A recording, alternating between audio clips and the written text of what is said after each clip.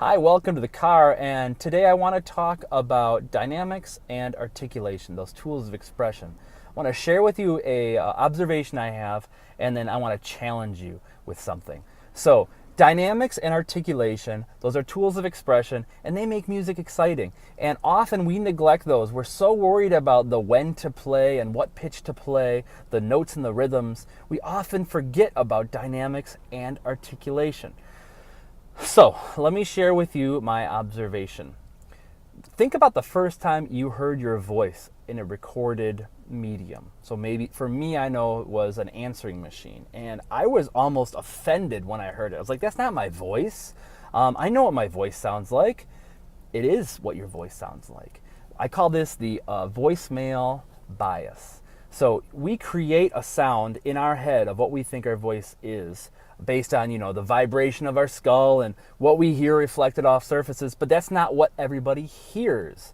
The same is true for dynamics and articulations. You may think that you are playing a beautiful piano to forte crescendo, and you might think you're going from a volume level of 1 all the way up to a volume level of an 8, but really you're just going like from a 3 to a 5, or even worse, from a 5 to an 8.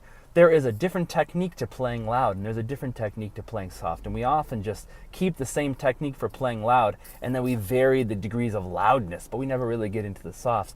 You might think that your accents are punchy, and they really come out in contrast to your unaccented notes that you're keeping nice and quiet, but they're not. We have that same voicemail bias with our dynamics and our articulation.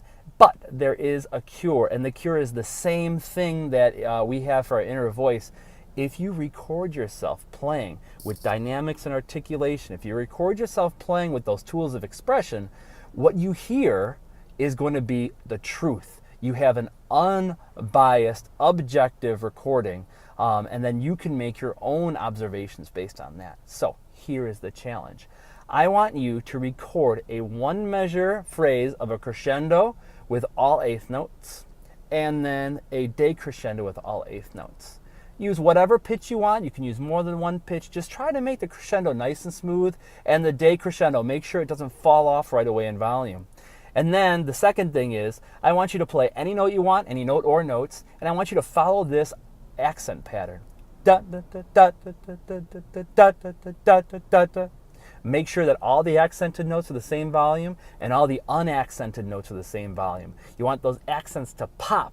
And remember, there are two different ways that you have to play. You have to have those two techniques. You have to have the technique of playing loud or singing loud, and you have to have that technique of playing soft or singing soft. They're different things. So I challenge you to improve your dynamics and your articulations, and we'll see you in the shed.